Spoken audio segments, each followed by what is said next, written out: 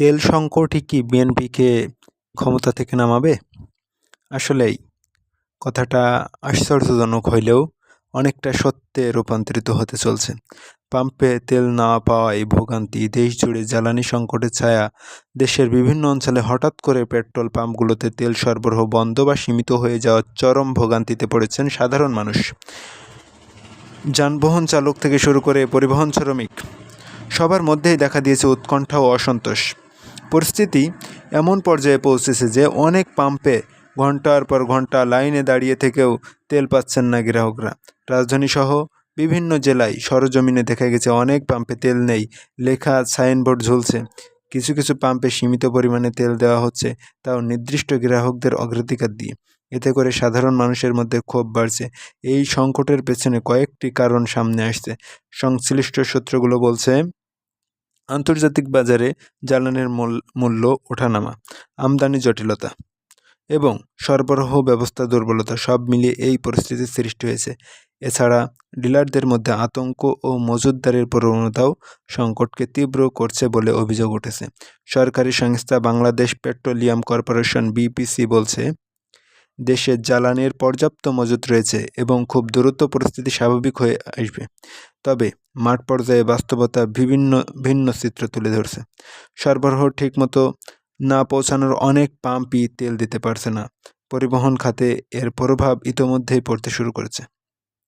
অনেক রুটে বাস ও ট্রাক চলাচল কমে গেছে, ফলে যাত্রীদের দুর্ভোগ বেড়েছে এবং পণ্য পরিবহনে বিঘ্ন ঘটছে। এতে নিত্য প্রয়োজনীয় পণ্যের দাম বাড়ানোর আশঙ্কা দেখা দিয়েছে। বিশেষজ্ঞরা বলছেন, জ্বালানি খাতে দীর্ঘমেয়াদী পরিকল্পনার অভাব, সরবরাহ ব্যবস্থার দুর্বলতা এবং বাজার ব্যবস্থাপনার স্বচ্ছতার ঘাটতি এই সংকটের মূল কারণ। তারা দ্রুত কার্যকর পদক্ষেপ নেওয়ার ওপর গুরুত্ব দিচ্ছেন, যাতে পরিস্থিতি আরও খারাপ না হয়। সাধারণ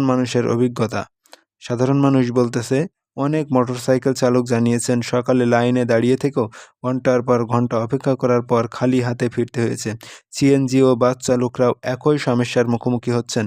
পাম্পে তেল না পাওয়া শুধুমাত্র সাময়িক সমস্যা নয়, এটি একটা সিন্ডিকেট সমস্যা বলেও অনেকে অভিহিত করছেন। এটি একটা বড় ধরনের ব্যবস্থাপনা সংকটের ইঙ্গিত। বাংলাদেশ আসলে সুন্দরভাবে, যেটা মানুষকে দেখানো হচ্ছে, বিএনপি খুব সুন্দরভাবেই দেশ চালাচ্ছে, আসলে এই ভিতরে সিন্ডিকেটে ভরপুর হয়ে গেছে। প্রতিটা মন্ত্রী এমপি তাদের নিজস্ব বড় বড় প্যাট করে বাইরের দেশে বড় বড় ব্যাংক জমা করছেন। দ্রুত সমাধান না হলে এর প্রভাব অর্থনীতি ও জনজীবনে আরও গভীরভাবে পড়তে পারে। সংশ্লিষ্ট কর্তৃপক্ষের জরুরি হস্তক্ষেপ এখন সময়ের দাবি। এই প্রেক্ষিতে বিরোধী দলের ভূমিকাটা স্পষ্ট থাকা উচিত। শুধু বিএনপি তার জায়গা থেকে তারা তো চাইবে যে দেশটাকে লুটপাট করে শেষ করে দিতে। তারা তো 5 বার বিশ্ব চ্যাম্পিয়ন হয়েছে দুর্নীতিতে, তারা আবারও কি চ্যাম্পিয়ন বানাতে চায়? দর্শক, আপনাদের কাছে প্রশ্ন থেকে গেল, আপনারা কমেন্ট করে জানাবেন, আসলেই আগামীতে আবারও কি বিএনপি বাংলাদেশকে চ্যাম্পিয়ন বানাতে চায় কিনা দুর্নীতিতে। তবে হ্যাঁ, শুধু তেল নয়, সারা বাংলাদেশে চারিদিকে সড়ক দুর্ঘটনা ঘটছে, নৌ দুর্ঘটনা ঘটছে, লঞ্চ ঘাটে দুর্ঘটনা ঘটছে। দৌলতদিয়ায় সর্বশেষ দেখা গেল যে একটা বাস নিয়ন্ত্রণ হারিয়ে পদ্মা নদীতে ডুবে গেল। ট্রেন দুর্ঘটনা ঘটল। আজ যশোরে একটা বাসে আগুন দেওয়া হলো। আসলে এগুলো কিসের ইঙ্গিত? সরকার কি দ্রুতই পতন হচ্ছে?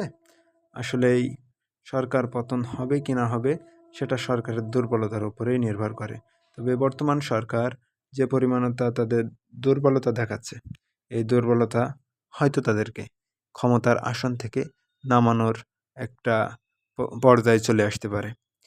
দেখা গেল কয়েকদিন আগে লঞ্চ দুর্ঘটনা ঘটল, কোনো পদক্ষেপ নেই। সারা বাংলাদেশে অব্যবস্থাপনায় ভরে গেছে। অব্যবস্থাপনার কারণে আজকে চারিদিকে দুর্ঘটনা ঘটছে। চারিদিকে সড়ক, নৌ এবং রেলপথে চতুর্দিক থেকে দুর্ঘটনায় আবর্তিত হচ্ছে বাংলাদেশ।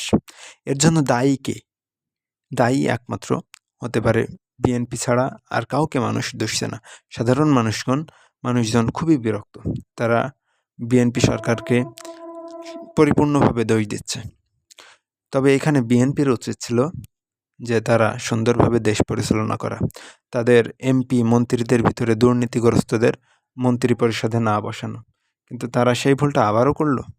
সেই ভুলের কারণে হয়তো এবার ক্ষমতা তাদের দীর্ঘস্থায়ী নাও হতে পারে। দীর্ঘস্থায়ী যদি ক্ষমতা না হয়, তাহলে এর জন্য দায়ী থাকবে বিএনপি এবং তাদের কালো শক্তি, যারা ভারতের ল্যাসপেন্সারে দেশ পরিচালনা করছে।